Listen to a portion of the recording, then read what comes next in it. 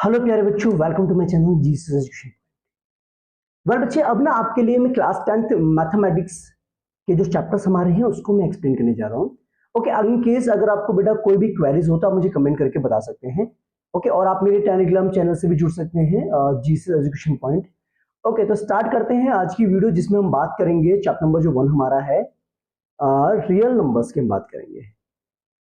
Okay, तो real numbers में हमें क्या क्या टॉपिक्स पढ़ने हैं वो हम यहाँ पर डिस्कस करते हैं। देखिए, रियल नंबर्स की अगर बात करें तो रियल नंबर्स आप सभी को पता है कि वो ऐसे नंबर्स होते हैं जो एक्चुअल में एग्जिस्ट करते हैं। ओके, और कुछ इमेजिनरी नंबर्स होते हैं जो एक्चुअल में एग्जिस्ट नहीं करते हैं। जैसे बेटा, कभी आपने रूट के अंदर कभी नेगेटिव नंबर्स के बारे में आपने सुना है? कभी नहीं सुना होगा। तो ये नंबर्स होते हैं इमेजिनरी नंबर, इनके बारे में हम बात नहीं करेंगे। Okay, now listen, real numbers पढ़ने से पहले मैं आपको बता दूं, नेचुरल नंबर्स के बारे में आप ऑलरेडी पढ़ चुके हैं, होल नंबर्स भी आपको पता है, इंटीजर्स भी आपको पता है। नेचुरल नंबर्स आप सभी को पता है, 1 से लेके जितने भी आपके नंबर्स अवेलेबल हैं, they all are natural numbers. Okay, अगर उसमें हम जीरो भी इंक्लूड कर दें तो बन जाता है आपका होल नंबर। अगर उसमें हम नेगेटिव नंबर्स भी इंक्लूड कर दें तो बन जाता है इंटीजर्स। इसका मतलब इंटीजर्स के अंदर आपकी होल नंबर भी आ रहे हैं और नेचुरल नंबर्स भी इंक्लूडेड हो रहे हैं। डन। अब आपने इवन नंबर और नंबर, ये तो आपको बचपन से ही आते हैं, इवन जो 2 से डिविजिबल होते हैं और वो जो 2 से डिविजिबल नहीं होते। प्राइम नंबर्स की अगर बात करें, ये आपको पता होना ज्यादा जरूरी है, जिनके सिर्फ दो ही फैक्टर्स होते हैं, एक तो 1 होता है और एक इटसेल्फ होता है। जैसे एग्जांपल 2, 3, 5, 7, 11 एंड सो ऑन। अगर देखा जाए तो 2 जो हमारा है, 2 एक स्मॉलेस्ट इवन प्राइम नंबर है। स्मॉलेस्ट प्राइम नंबर तो है, और ये आपका इवन प्राइम नंबर भी है। ओके, इसके अलावा जितने भी प्राइम नंबर्स आपके अवेलेबल होंगे, they all are odd numbers. Okay, when we talk about composite numbers की जब हम बात करते हैं तो वो ऐसे नंबर्स होते हैं जिनके दो या दो से ज्यादा फैक्टर्स होते हैं। ठीक है, दो से ज्यादा फैक्टर्स होते हैं। ओके, मोर देन 2 फैक्टर, जैसे आपको पता है 4 है, 6, 8, 9, 10, ये सब आपके आगे। जैसे हम 4 की बात करें तो आपका बेटा 4 को लिख सकते हैं हम 2 इंटू 2 लिख सकते हैं। ठीक है, ये 1 के टेबल में भी आता है आपका 4। देखो, 4 के फैक्टर्स की बात करें, 4 आपका 1 के टेबल में भी आता है, 2 के टेबल में भी आता है और 4 के टेबल में भी आता है। तो इसका मतलब इसके मोर देन 2 फैक्टर्स हुए कि नहीं हुए, यानी कि 1 से भी डिविजिबल है, 2 से भी डिविजिबल है, 4 से भी डिविजिबल है। That's why this is called the composite number. और ये स्मॉलेस्ट कंपोजिट नंबर आपका 4 होता है 1 डिजिट में, और 2 डिजिट में स्मॉलेस्ट कंपोजिट नंबर आपका 10 होता है। समटाइम्स ना यहाँ पर आपसे पूछ लिया जाता है कि स्मॉलेस्ट प्राइम नंबर और स्मॉलेस्ट कंपोजिट नंबर के बीच में ऐसे फाइंड आउट करना है। ओके, तो ये चीजें आपको पता होनी चाहिए कि प्राइम नंबर्स होते क्या है, कंपोजिट नंबर्स होते क्या है। तो कंटिन्यू करते हैं, लेट्स कंटिन्यू। अच्छा, एक वर्ड आपका आता है को प्राइम नंबर्स। ये कौन से नंबर्स होते हैं? तो ये ऐसे नंबर के पेयर्स होते हैं जिनके बीच में कुछ भी कॉमन नहीं होता है। मतलब ऐसे नंबर्स जिनका एचसीएफ कितना आता है, 1 आता है। ठीक है, एनी टू नंबर जिनका एचसीएफ कितना होगा, एचसीएफ इक्वल्स टू होगा 1। जैसे फॉर एग्जांपल अगर मैं बात करूं तो मैं लिखा 2,3, these are co-prime numbers। मैं लिखा 4,5, these are co-prime numbers।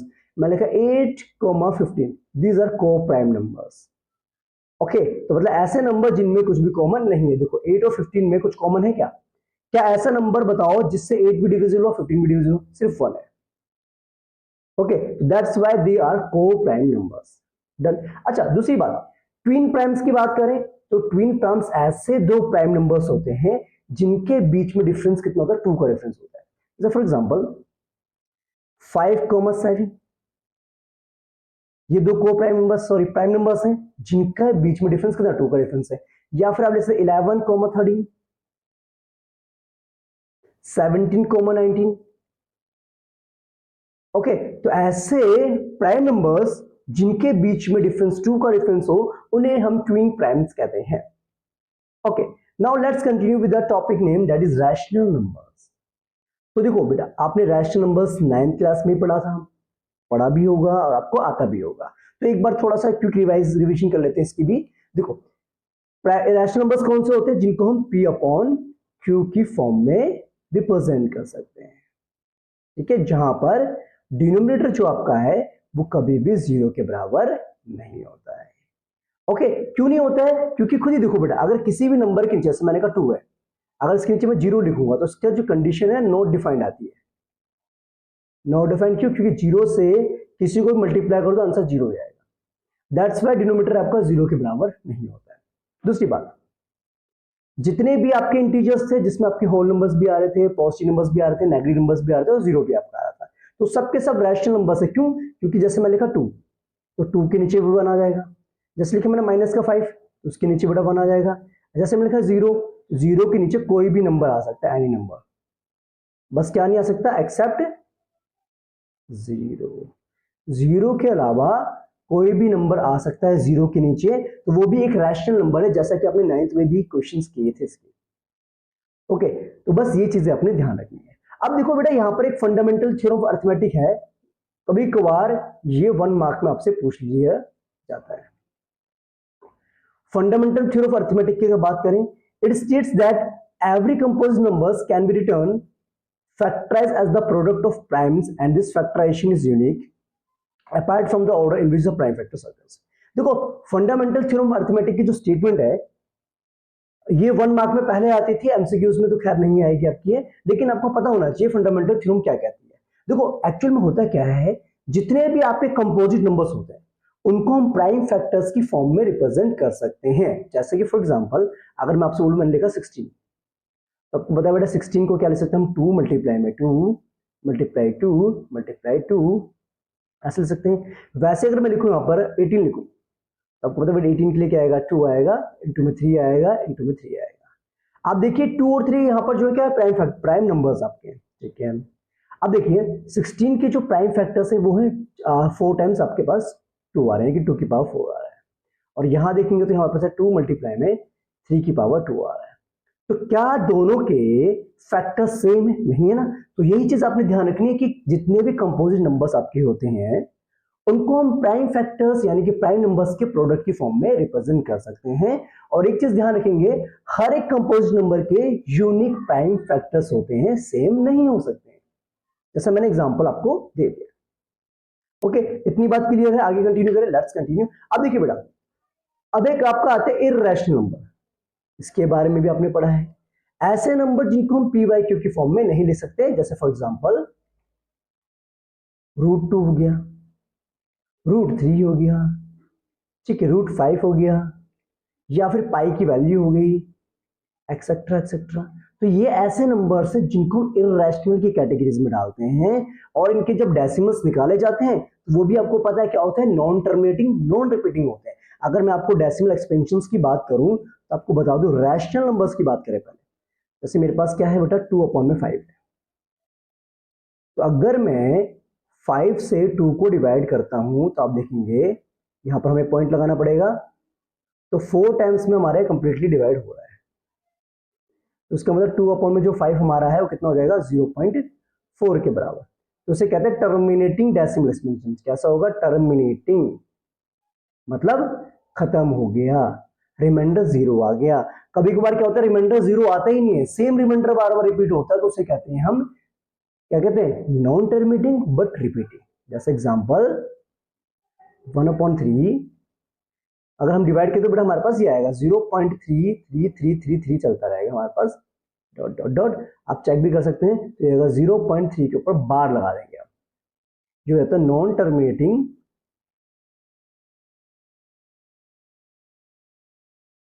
Terminating but repeating. Okay, और समटाइम्स रिपीटिंग की जगह पर रिकरिंग भी लिखा होता है, बात वही होती है, रिपीटिंग की बात ही चल रही होती है। परफेक्ट। अगर बात करें इर्रेशनल नंबर्स की, तो इसके डेसिमल्स ना तो टर्मिनेट होते हैं, ना ही क्या होते हैं आपके रिपीट होते हैं। तो जैसे फॉर एग्जांपल अगर मैं बात करूं, कोई नंबर लिखा मैंने 0.738900025030 dot dot dot.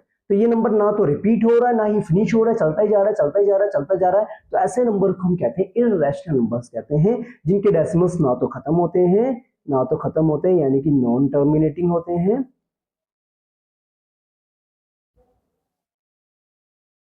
And non recurring होते हैं, मींस नॉन रिपीटिंग होते हैं। परफेक्ट है, बात समझ में आ गई, वेरी गुड। तो इन चीजों को आपने ध्यान रखना है, ये तो बेसिक चीजें आपकी होगी। ओके अब आती है बेटा इंपॉर्टेंट टॉपिक, वैसे भी आपने एलसीएम एचसीएफ आप पहले भी पढ़ चुके हैं छोटी क्लासेस में, तो फिर भी एक बार आपको बता देते हैं क्योंकि इस चैप्टर में मेंशन है तो पढ़ना पड़ेगा। देखिए एलसीएम की बात करें तो ये होता है लोवेस्ट कॉमन मल्टीपल आपका होता है, ठीक है। लोवेस्ट कॉमन मल्टीपल यानी एलसीएम जो है हम प्राइम फैक्टराइजेशन मेथड से भी निकाल सकते हैं या फिर मल्टीपल मेथड से भी निकाल सकते हैं। देखो एलसीएम का मतलब यहां पर ये होता है ऐसा छोटा नंबर निकालना होता है जो उन नंबर्स के क्या है मल्टीपल्स में है। जैसे फॉर एग्जांपल अगर मैंने आपसे बोला मेरे पास एक 18 है और मेरे पास 36 है, अगर मैं टेबल पढ़ू 18 का तो मुझे पता है पहले 18 आएगा, देन 36 आएगा, देन आपको पता है कितना आएगा 54 आएगा एंड सो ऑन चलता रहेगा। अगर मैं 36 लिखूं तो पहला नंबर मेरा 36 आएगा, देन 72 आएगा एंड चलता रहेगा। अब देखिए दोनों में सबसे छोटा मल्टीपल कौन सा है, 36 है कि नहीं है कॉमन, तो इसी को हम एलसीएम बोल रहे हैं। ओके ये ना सबसे छोटा कॉमन मल्टीपल उन नंबर्स के बीच में जो होता है उसी को हम एलसीएम बोलते हैं। डन और नोट, इसको हम प्राइम फैक्टराइजेशन मेथड से भी निकाल सकते हैं, जैसे कि मैंने कहा 18 है मेरे पास, एक है 36 है, अपने करना क्या पहले 2 से डिवाइड करेंगे, ठीक है क्योंकि ये इवन नंबर्स हैं, तो 9 आएगा यहाँ पर 18 आएगा। अगेन आप 2 से करेंगे तो यहाँ पर भी 9 आएगा, अब 3 से करना पड़ेगा, 3 3 जा 9, 3 3 जा 9, अगेन 3 से तो ये अगर रिमाइंडर 1 आ जाएगा, ठीक है मतलब क्वेश्चन 1 आ जाएगा। हाँ जैसे डिवीजन करते हैं ना वही वाला तरीका होता है। अब देखिए जब हम बात करेंगे फैक्टर्स की तो एलसीएम हमारे पास आ जाएगा यहाँ पर 18 और इसका 36 का, तो उन फैक्टर्स को मल्टीप्लाई कर देंगे 2 into 2 into 3 into 3, 2 to the 4, 4 to the 12, 12 to the 36. 36 is the LCM of these two numbers. Perfect. That's it. लेकिन समटाइम्स आपको वेरिएबल्स की फॉर्म में दिया जाता है बेटा। देखो जैसे मेरे पास है एक p नाम का नंबर है जिसकी जो कि है x की पावर 5, y की पावर 7 एंड z की पावर 8 दे रखा है। एक q नाम का दे रखा हमें x की पावर 2, y की पावर 9, z की पावर 3। अब जब भी ऐसे क्वेश्चन दिए जाएं और आपसे बोला जाए कि एलसीएम निकालिए इनका, तो आपने करना क्या है, बहुत इजी ट्रिक बताऊंगा मैं आपको। देखो एलसीएम में क्या करते हैं, जब फैक्टर्स कॉमन होते हैं ना, सेम को फैक्टर्स अगर आ रहे होते हैं मतलब सेम प्राइम नंबर्स आ रहे होते हैं, तो हाईएस्ट पावर वाले को हम कॉमन निकालते हैं। क्या निकालते हैं, हाईएस्ट पावर। देखो एक्स की पावर 2 है यहाँ पर 5 है, तो हम एक्स की पावर 5 लिखेंगे। वाई की पावर हमारे पास कॉमन मतलब हाईएस्ट वाली 9 है, जेड की पावर हाईएस्ट वाली कितनी 8 है, तो ये एलसीएम आ जाएगा इन दोनों नंबर्स का, ठीक है ये। तो ये होता है आपका एक इजी तरीका जिससे आप एलसीएम फाइंड आउट कर सकते हैं किसी भी दो नंबर्स का। परफेक्ट है, बात समझ में आ गई, आगे कंटिन्यू करें, लेट्स कंटिन्यू। अब आती है बात बेटा हाईएस्ट कॉमन फैक्टर।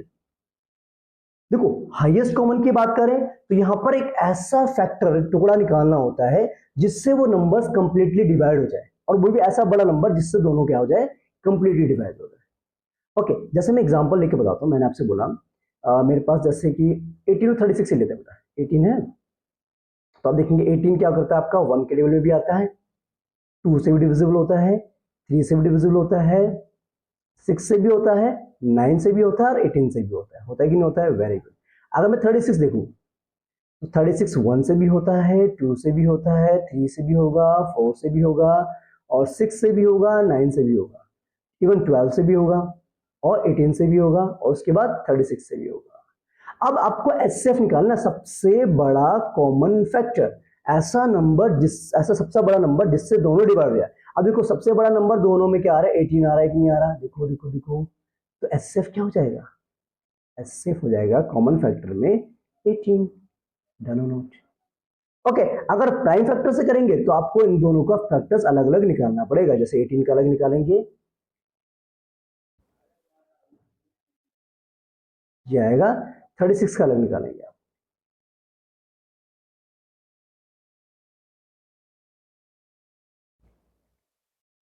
ओके तो 18 के फैक्टर्स लिख लेंगे आप यहाँ पर, कितना कितना है, 2 है, मल्टीप्लाई में 3 की पावर 2 है।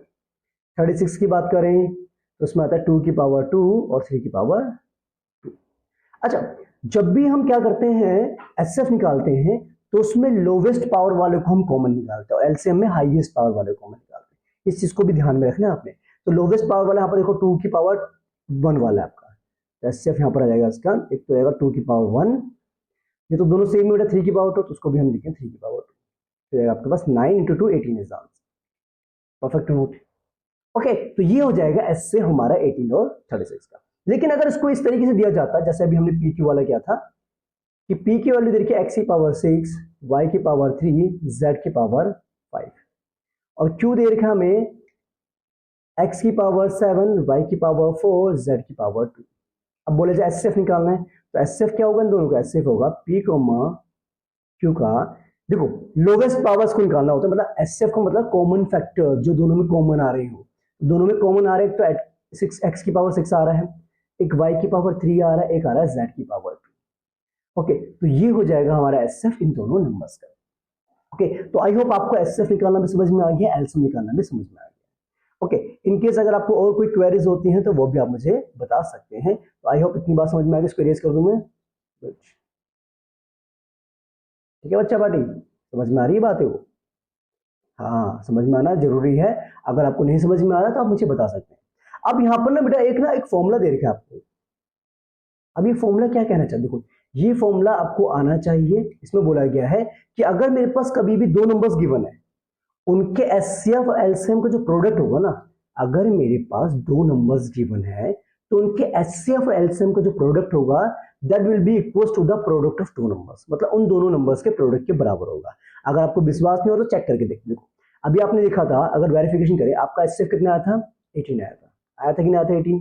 और एलसीएम कितना आया था? अभी हमने किया था इसका 36 आया था। आया था। और नंबर्स क्या थे? 18 और 36 थे। अगर उसको मल्टीप्लाई करेंगे तो आप खुद ही देखो बेटा, देखिए 18 और 36 थे। ठीक है, इनका जो प्रोडक्ट निकालेंगे, और ऑब्वियसली बात है बेटा जो दो नंबर्स हमारे हैं वो भी 18 और 36 ही हैं, तो इनका प्रोडक्ट तो सेम आएगा ही आएगा, वो तो कंफर्म है।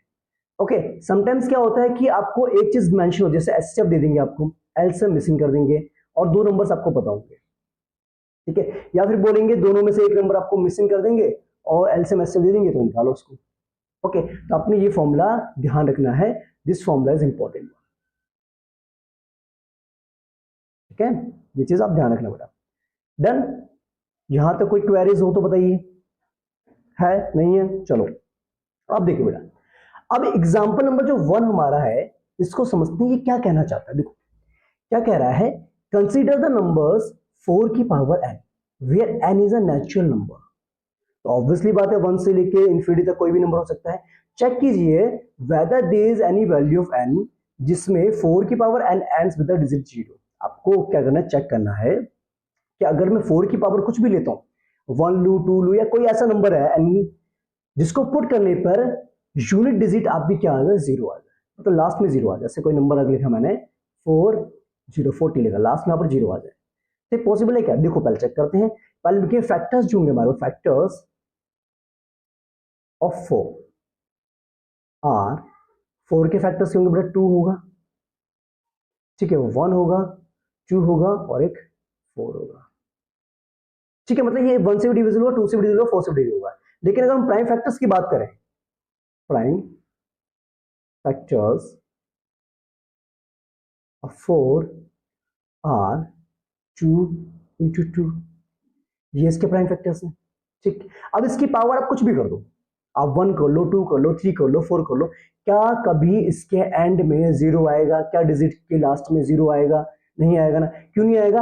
अगर यहाँ पर 2 होता और 5 होता मल्टीपल्स में, तब जाके बेटा लास्ट में 0 आता ना, लेकिन यहाँ पर 5 तो नहीं है, तो इसका मतलब ये हुआ कि it will not and with digit 0। तो लिखेंगे प्राइम फैक्टर्स जो है 4 के वो ये हैं। ठीक है, अगर हम 4 की पावर n के फैक्टर्स निकालते हैं तो वो भी क्या आएंगे, 2 की पावर n मल्टीप्लाई में 2 की पावर n आएंगे। ठीक है, विच आर अदर देन 2 की पावर m इंटू 5 की पावर n, m या n है ना, where m and n are positive integers, मतलब एक तरीके से नेचुरल नंबर्स है। डन और नॉट? जब इसके फैक्टर्स बेटा 2 और 5 है ही नहीं, तो क्या ये कभी 0 आएगा इसके लास्ट में? नहीं आएगा। ओके, तो therefore it will not and with the digit 0। सो या देयरफॉर 4 की power n will not ends with the digit 0। Okay, main motive क्या है आपको समझ में आना चाहिए। ओके, ऐसे कोई भी एग्जांपल दे सकते हैं। आपको बोलेंगे 6 की पावर n है, तो आपको पता है 6 के फैक्टर्स का तो 2 और 3 होते हैं, तो उसमें ही 5 नहीं आ रहा, तो ये भी आपका 0 से एंड नहीं होगा। तो इन चीजों को आपने अपने माइंड में सेट करना है। ओके, अब देखो बेटा अगला क्वेश्चन देखते हैं। एग्जाम्पल नंबर 2 में हमें एलसीएम निकालना है और एचसीएफ निकालना है, किसका, 6 और 20 का, वो भी किसका यूज किया, प्राइम फैक्टराइजेशन मेथड का यूज करके। अब देखो, आपको मैंने बताया था एलसीएम निकालने के लिए और एचसीएफ निकालने के लिए पहले हम फैक्टर्स निकालते हैं। अगर हम 6 का फैक्टर निकालें, एलसीएम तो बेटा इजी होता है, दोनों को एक साथ कर लो, 6 और 20, you get 3, you get 10। Again 2 से करेंगे, यहाँ पर 5 आएगा, यहाँ पर 3 से करना पड़ेगा, फिर आप 5 से कर सकते हैं इसको। ठीक है, तो एलसीएम हमारे पास आ जाएगा 6 और 20 का, कितना आएगा, 2 into 2 into 3 into 5, 2 is 4, 4 is 12, 12 5 is 60, 60 is the LCM of 6 and 20। Okay, HCF के लिए दोनों के फैक्टर्स अलग अलग निकालेंगे आप। 6 के फैक्टर क्या होंगे, 2 से करेंगे हम पहले इसको, 20 के फैक्टर्स भी निकाल सकते हैं आराम से आप, 10, 5 and 5। ठीक है, तो 6 के फैक्टर्स तो हो गए 2 इंटू 3, और 20 के फैक्टर्स हो गए आपके पास 2 इंटू 2 इंटू 5। कॉमन क्या है इसमें, 2 कॉमन है। ठीक है, तो एचसीएफ कितना रहेगा, 2 आ जाएगा, 2 इज द एचसीएफ। देखिए बेटा, बात करते हैं एग्जांपल नंबर जो 3 हमारा है, इसमें हमें दो नंबर्स गिवन है 96 एंड 404।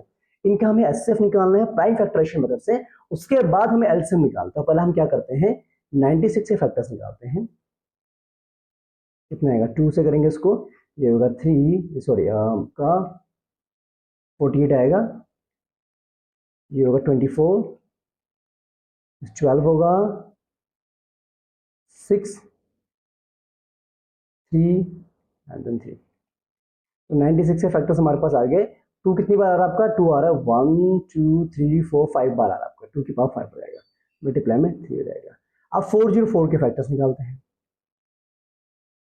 तो पहले इसको 2 से करेंगे, आएगा 202, फिर 2 से करेंगे आएगा 101। अब किससे होगा बेटा, 101 से ही करना पड़ेगा, क्योंकि 101 इज अ प्राइम नंबर। तो 404 के जो फैक्टर्स हमारे आ रहे हैं वो आ रहा है 2 की पावर 2 इंटू 10। अब देखिए, मैंने बताया था आपको, जब भी हम एचसीएफ की बात करते हैं तो ऐसे नंबर्स लेते हैं जिनकी पावर कम होती है। तो उस पावर कम वाला कितना बेटा, 2 की पावर 2 वाला है, तो एचसीएफ कितना आएगा हमारे पास, एचसीएफ आएगा हमारे पास 4, 4 इज द एचसीएफ। ओके, अब आपको एचसीएफ पता है, आपको एलसीएम निकालना है। आपने ये फॉर्मूला पढ़ा था, HCF of two numbers into LCM of two numbers is equals to product of the numbers। ये पढ़ा था आपने। एचसीएफ आपका 4 आया, एलसीएम आपको निकालना है, ठीक है, और नंबर्स क्या है, 96 से एक आपका 404 है, बस निकल गया यहां से LCM, 96 multiplied by 404 divide by 4, 101। अब 96 इसको मल्टीप्लाई करो तो आपका आंसर आ जाएगा, कितना आएगा आपका,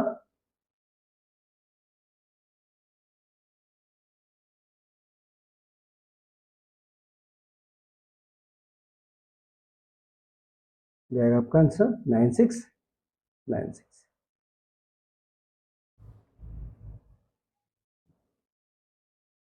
ठीक है, तो यही इसका क्या आ जाएगा, एलसीएम आपका आ जाएगा।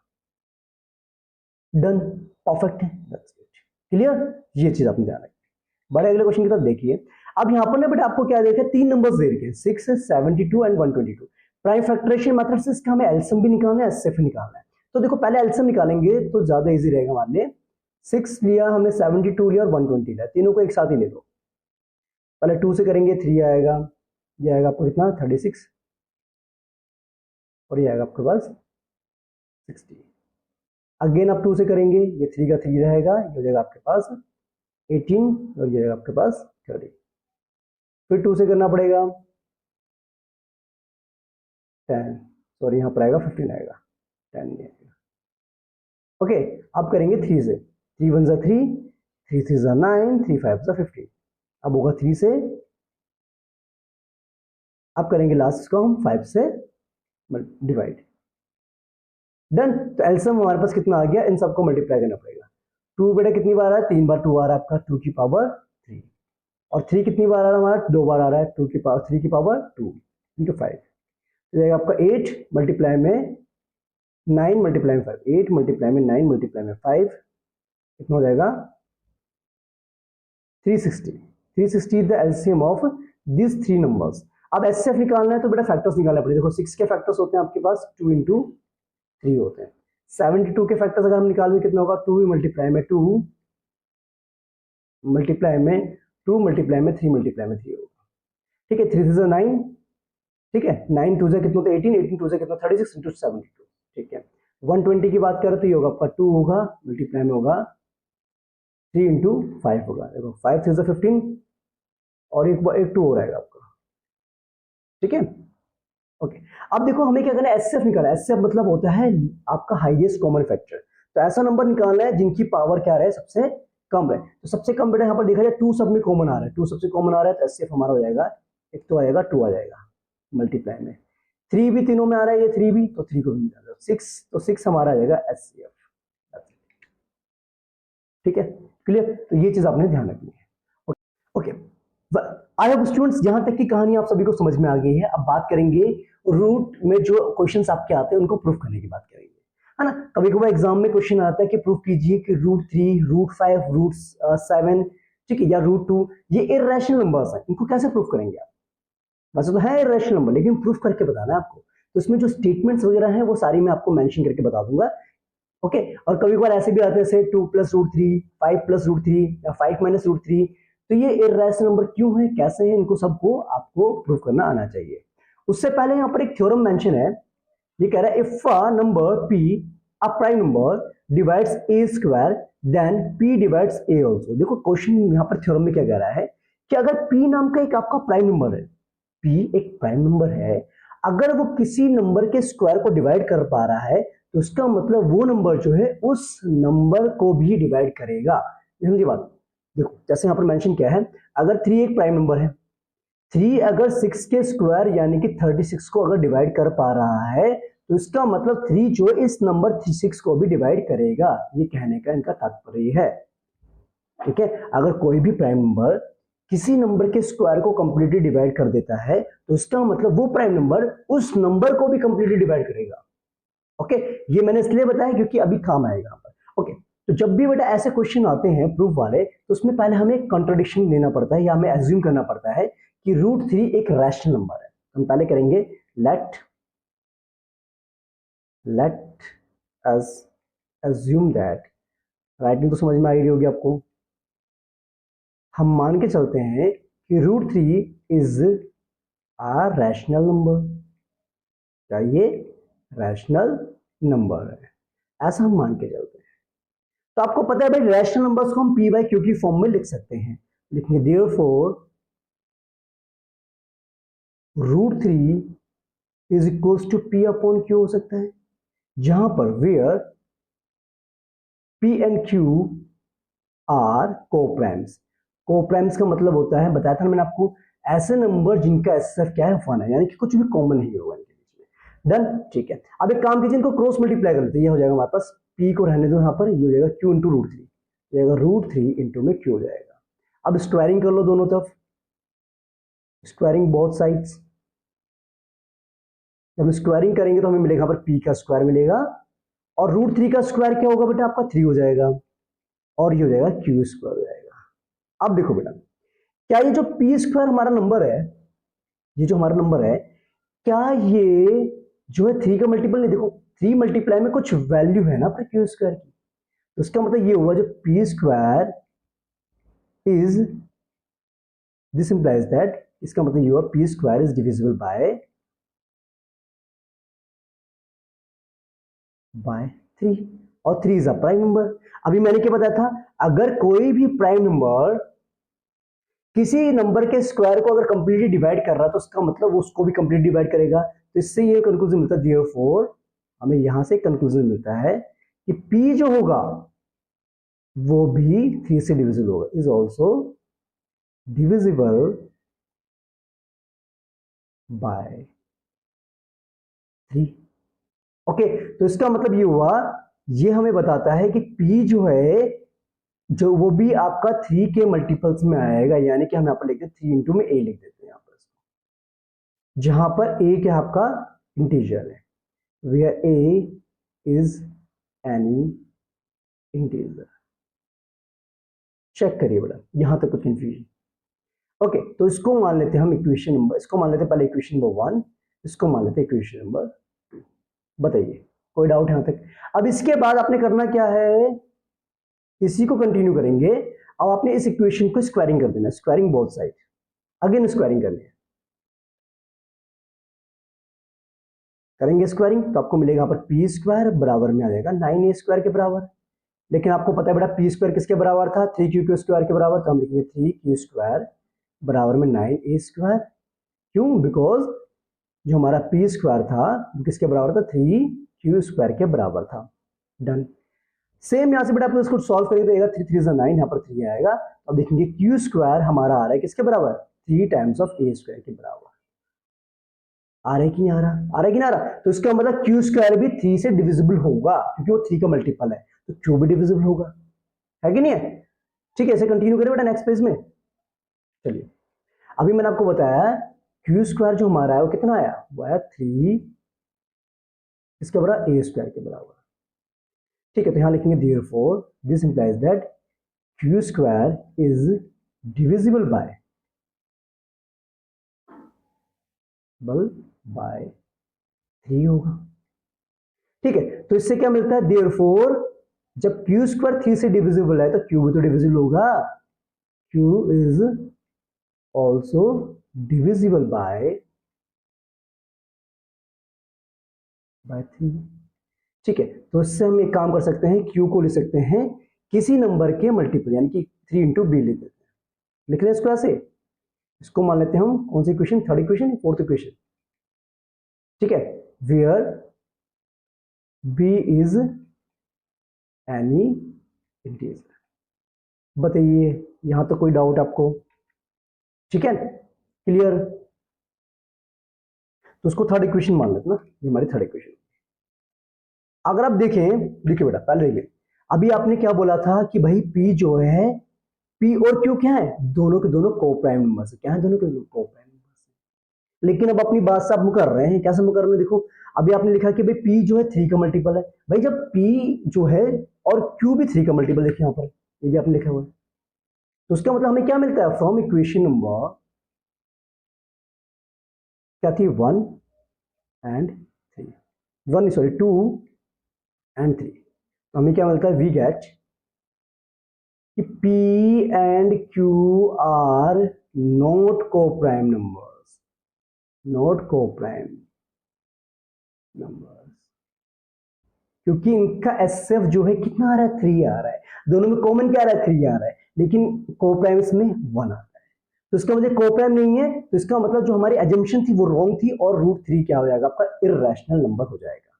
सो द कॉन्ट्रडिक्शन या so the assumption,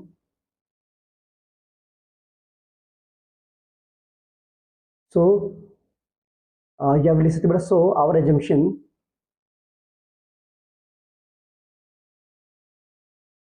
our assumption जो हमने माना था वो क्या था, was wrong, was wrong, therefore √3 is an irrational number। Okay, done और नोट? तो ये था आपका बेटा प्रूफ करने का पूरा एक तरीका। ओके, और जैसा आपके टीचर्स ने करवा रखा है आप उसको भी फॉलो कर आउट कर सकते हैं, या उसको भी आप देख सकते हैं। डन? क्लियर होगा कॉन्सेप्ट? वेरी गुड, डन है बच्चे, वेरी नाइस। अब जैसे कि अगर सपोज कीजिए ऐसा क्वेश्चन आता है कि जैसे ये आपका रैशनल नंबर है 2 और ये इररेशनल नंबर है। वैसे आपको पता तो है कि जब किसी भी रैशनल नंबर के साथ इररेशनल नंबर को ऐड करते हैं, सब्ट्रैक्ट करते हैं, तो आंसर आपका इररेशनल ही आता है। लेकिन प्रूफ करने की बात कर रहा है, तो प्रूफ में आपको मेंशन रहेगा कि √3 क्या है, इररेशनल नंबर है, जो कि अभी हमने प्रूफ किया था। उसको प्रूफ कैसे करेंगे, सेम चीज लिखेंगे, let us assume the contradiction that कि ये आपका क्या है, रैशनल नंबर है, तो ये रैशनल नंबर होगा, लिख लेंगे आप उसको।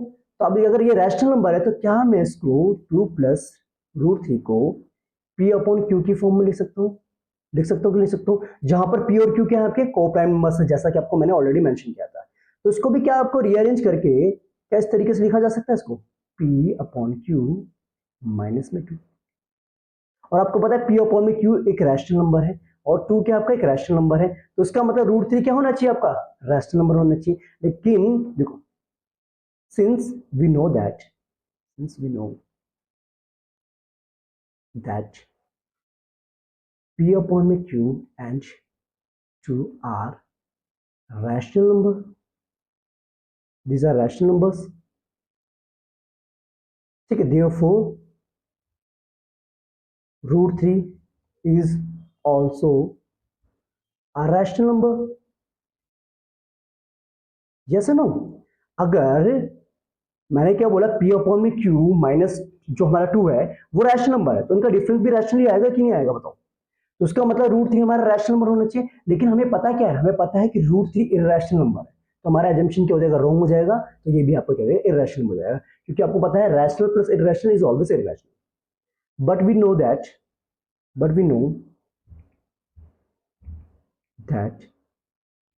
√3 इज एन इरैशनल नंबर। जब √3 इरैशनल नंबर है तो इसका मतलब ये पूरा का पूरा जो पार्ट है ये भी इरैशनल हो जाएगा, ठीक है। सो our assumption was wrong, ये भी आप लिख सकते हैं यहाँ पर, was wrong, ठीक है। therefore 2 plus √3 is an irrational number। कर लेंगे आप इसको,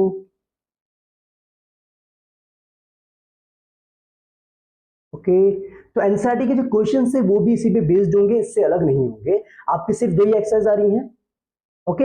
1.1 और 1.2 है, और पुरानी टेक्स्ट बुक के अकॉर्डिंग आप देखेंगे तो 1.1 तो आपकी एलिमिनेटेड है, जिसमें यूक्लिड्स डिवीजन लेमा वाला कॉन्सेप्ट आपका आता है, यानी कि 1.2 करनी है आपने, और एक आपने लास्ट एक्सरसाइज करनी है जो कि आपकी प्रूफ बेस्ड क्वेश्चन है, ओके। तो आई होप आपका जो ये टॉपिक क्लियर हो गया होगा, आपका जो बेसिक कॉन्सेप्ट क्लियर हो गया होगा। अगर आपको वीडियो पसंद आती है तो आप अपने दोस्तों के साथ जरूर शेयर करें, और जो भी क्वेरीज होती है मुझे जरूर बताएं, ओके। और नोट्स के लिए आप जो मेरे टेलीग्राम चैनल्स को आप जो है फॉलो कर सकते हैं, जीएसएस एजुकेशन पॉइंट मेरे टेलीग्राम चैनल का नाम है, ओके। और किस चैप्टर की आपको वीडियोस चाहिए वो भी आप मुझे कमेंट में बता सकते हैं। तो मिलते हैं नेक्स्ट वीडियो में, तब तक के लिए bye bye, take care and जय हिंद।